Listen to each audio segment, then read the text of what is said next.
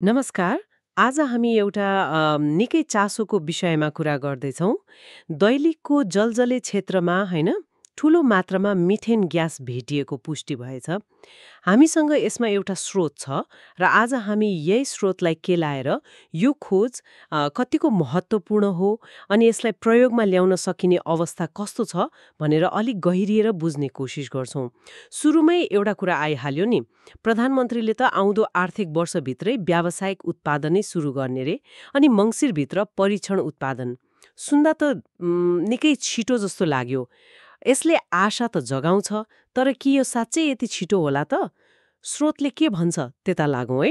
हो, ग्यास भेटिनु आफैमा त राम्रो कुरा हो, सकारात्मक नै हो। यसमा त केही भन्नु परेन।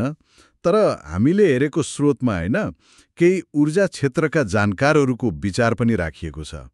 उहाँहरूले के भन्नुहुन्छ भने ग्यास भेटिनु एउटा पाटो भयो, तर त्यसलाई व्यावसायिक रूपमा निकालेर अनि प्रयोगमा ल्याउनु त्यो चाहिँ अलि फरक कुरा हो। परीक्षण उत्पादनसम्म त अब सायद त्यति गाह्रो नहोला कि, तर व्यावसायिक उत्पादनको यात्रा चाहिँ अलि लामो, अलि चुनौतीपूर्ण नै देखिन्छ। त्यसो भए यो परीक्षण उत्पादन र व्यावसायिक उत्पादनमा खास फरक चाहिँ के रहेछ त? प्रधानमन्त्रीले भने जस्तो मङ्सिरमा परीक्षण गरेर अनि अर्को आर्थिक वर्षमा व्यावसायिक उत्पादनमै जान कतिको गाह्रो छ? स्रोतले यसबारे के खुलाएको छ कि? खुलाएको छ। स्रोतले यी दुईटा बीचको फरक प्रष्ट पारेको छ। परीक्षण उत्पादन भनेको चाहिँ कस्तो भने सीमित मात्रामा ग्यास निकाल्ने, अनि त्यसको गुणस्तर कस्तो छ, कति मात्रामा छ, प्रेसर कस्तो छ, यस्तो प्राविधिक कुराहरू जाँच्ने हो। यसको लागि अब सानोतिनो संरचना भए पुग्छ। तर व्यावसायिक उत्पादन भनेको त त्यो त एकदमै ठूलो स्केलको कुरा हो। त्यसका लागि त प्रशोधन गर्ने ठूलो प्लान्ट नै चाहियो, अनि ग्यासलाई कतै लैजान पर्यो भने 100औं किलोमिटर पाइपलाइन बनाउनु पर्ने हुन सक्छ। लगानी पनि ठूलो जुटाउनु पर्यो। अनि सबैभन्दा मुख्य कुरा, निरन्तर होइन ठूलो परिमाणमा ग्यास निकाल्ने र त्यसलाई व्यवस्थापन गर्ने पुरै प्रणाली बसाल्नु पर्यो। यो प्रक्रिया त निकै जटिल छ, खर्चिलो पनि अनि समय लाग्ने खालको हुन्छ। भनेपछि त यो हामीले सोचेभन्दा अथवा भनौँ सुन्दा जति सजिलो लाग्यो त्यति सजिलो चाहिँ रहेन रहेछ। स्रोतले व्यावसायिक उत्पादनमा जान मुख्य चुनौतीहरू चाहिँ के हुन् भनेर किटान गरेको छ? लगानी मात्रै हो कि अरू पनि छन्, प्राविधिक वा नीतिगत कुराहरू?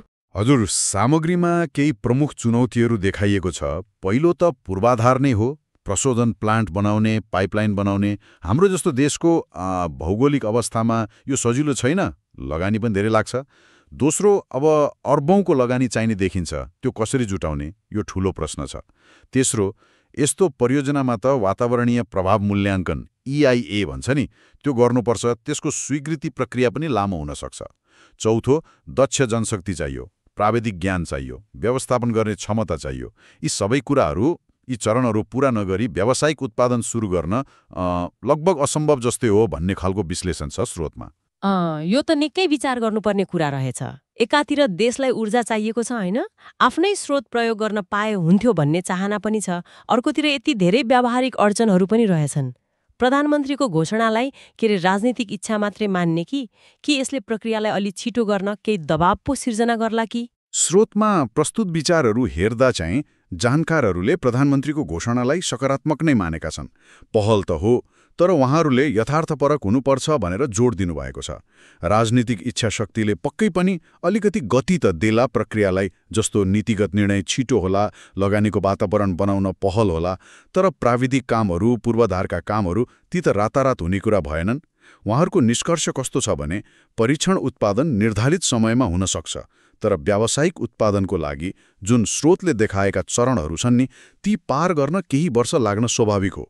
हतार गर्दा फेरि गुणस्तरमा, सुरक्षामा सम्झौता होला कि भन्ने जोखिम पनि हुन्छ।